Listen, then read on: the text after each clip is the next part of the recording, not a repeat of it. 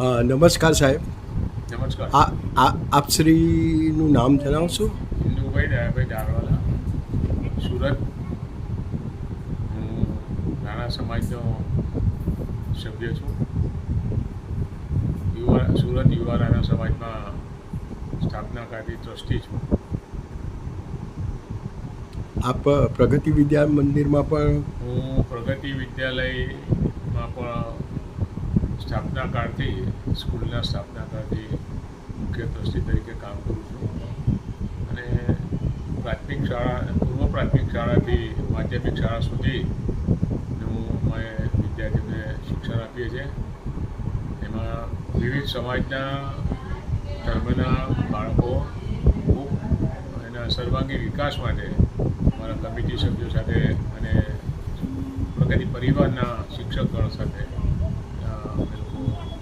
સંકળાયેલા છે, સાથે કામ કરીએ છીએ. દીપોત્સવી અને નવા વર્ષ નિમિત્તે રાણા જ્ઞાતિજનો માટે આપશ્રીનો કોઈ શુભ સંદેશ આપશો? જી ચોક્કસ. જ્યારે હું નાના સમાજનો પ્રતિનિધિ હોઉં, ત્યારે મારી ફરજ બને છે કે રાણા સમાજ માટે મારે શુભેચ્છા સંદેશો પાઠવવો જ જોઈએ. આપણા રાણા સમાજ ખૂબ મહેનતુ પ્રજા છે, મારાના પ્રકારના વંશજો છે અને પ્રમાણિકતા પણ ભરપૂર છે.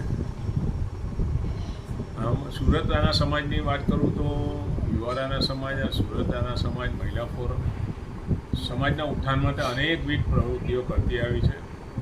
એ બહેનોને લગતા કાર્યક્રમો હોય કે ઘારી બનાવી અને વિતરણ કરવું, નોટબુકોનું વિતરણ કરવું, સ્પોર્ટ્સ એક્ટિવિટી કરવી, સમૂહલગ્ન કરવા, પરિચય મેળો કરવો, લાઇબ્રેરી ચલાવવી, એવા જુદા જુદા યુનિટો, વિદ્યાર્થી કેળવણી સંઘ હોય, યુવા રાણા સમાજ હોય, મહિલા ફોરમ હોય, સુરત રાણા સમાજ હોય, આ કરતી આવી છે.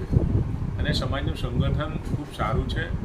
બધા મિત્રો ખૂબ સારી રીતે સમાજ સેવામાં સંકળાયેલા છે. તે સમયે નાના સમાજના દરેક જ્ઞાતિજનોને, એક એક વ્યક્તિને હું મારા હૃદયના ઉદાનથી એમને દિવાળીની શુભકામના પાઠવું, નવા વર્ષના પણ એમનું તન મનની તંદુરસ્તી સાથે ધન પ્રાપ્તિ થાય અને એ સમાજ કાર્ય કરતા રહે એવી ભદ્ર ભાવનાઓ વ્યક્ત કરું છું.